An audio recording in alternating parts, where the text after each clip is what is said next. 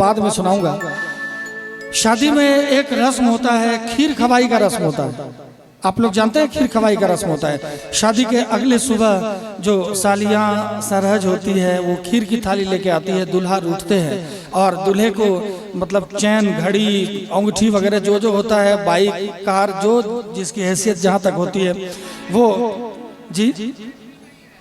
अच्छा हाँ, मिथिला में ये परंपरा है जी, मिथिला में ये परंपरा है। हमारे खास करके हमारे बिहार में ये परंपरा है बहुत जगहों पर।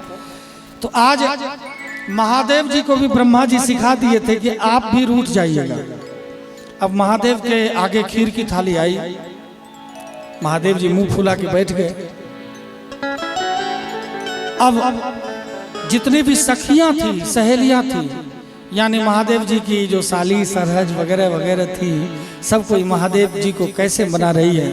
ये मैथिली भाषा में बड़ा ही प्यारा भजन है, आइए सुनते हैं। सखियां कह रही है महादेव से कि हे भोलेनाथ, बाबा की रुसलची आपन ससुरार में, खीर परोसल थार में। बाबा की रुसलची आपन ससुरार में, खीर परोसल थार में। बाबा की रुसलची आपन ससुरार में, खीर परोसल थार में।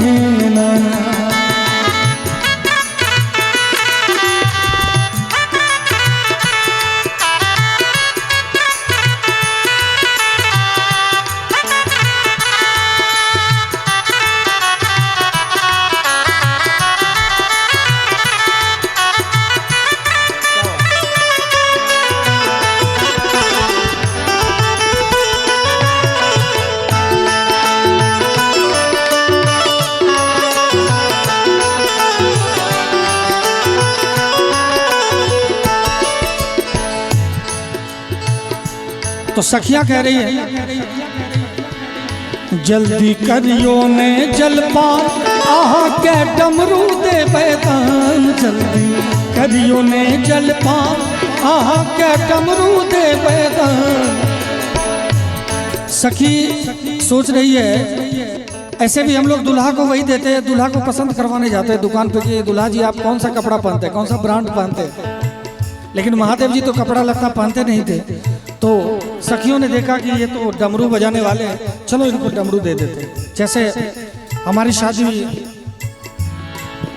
ऐसे मैंने लव मैरिज किया है, लेकिन अरेंज मैरिज होता तो हम ससुराल से हारमोनियम जरूर मांगते। कुछ मांग नहीं पाए, ऐसे खाली खाली हाथ शादी कर ली। ये अलग बात है कि शादी होने के बाद लक्ष्मी घर आई और आज बहुत बड़ी कृपा भगवान के ऊपर, भगवान मेरे ऊपर किए। क्योंकि जब तक लक्ष्मी आपके साथ नहीं है तब तक आप किसी काम के नहीं हैं, और जब वो घर आती है तभी लक्ष्मी भी आती है। ये भी बात सही है, मेरे साथ भी ऐसा ही हुआ।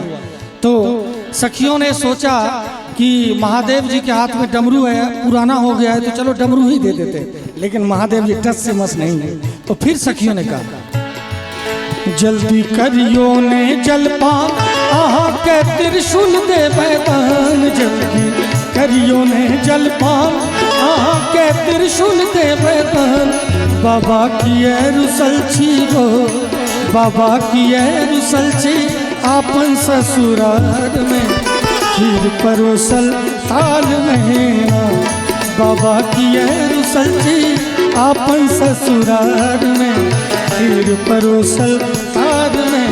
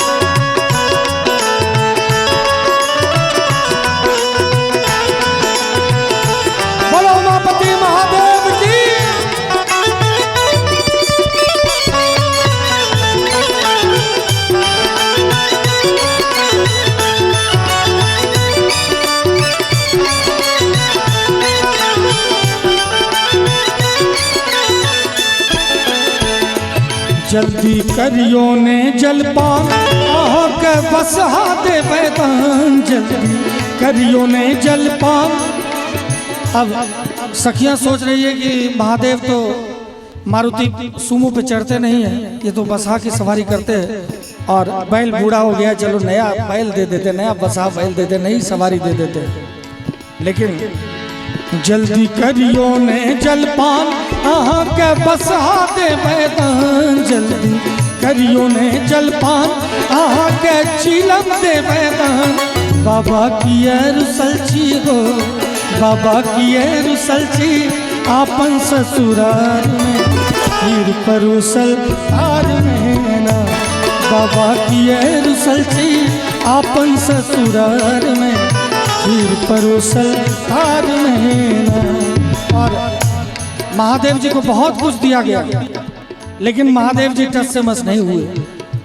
लेकिन एक बुजुर्ग सखी बैठी हुई थी, एक बुजुर्ग माता बैठी हुई थी, वो दूर से ही महादेव जी को देख रही थी और वो बार बार देख रहे थे कि महादेव जी और कुछ नहीं, बस माता गौरी की तरफ बार बार देख रहे। और महादेव जी सोच में पड़ गए कि ब्रह्मा जी ने रूठने के लिए तो कह दिया, मानना है कि नहीं मानना ये पता ही नहीं, रूठ गए। अब वो खुद असमंजस में है कि मानना कैसे है।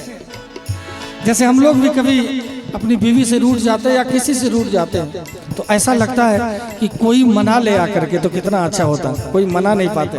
जय मैम की तरफ से ये उपहार है, मैं बहुत बहुत शुक्रगुजार हूँ, थैंक यू। सर आपको क्या मिला था खीर खवाई में?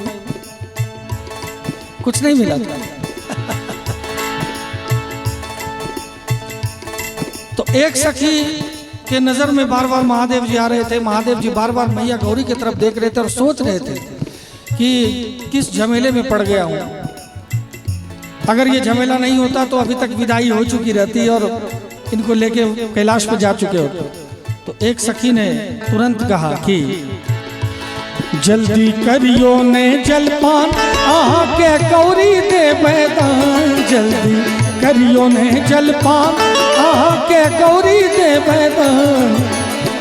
और जैसे गौरी दान करने की बात आई वैसे ही महादेव जी पूरी खीर खा गए, थाली भी झोली में रख लिए। इतना सुंदर दृश्य होगा, आप सोच सकते हैं। जल्दी करियो ने जलपान आहा के गौरी दे मैदान, जल्दी करियो ने जलपान आहा के गौरी दे मैदान। बाबा की रुसलची हो, बाबा की रुसलची आपन ससुराल में, खीर परोसल थार में ना।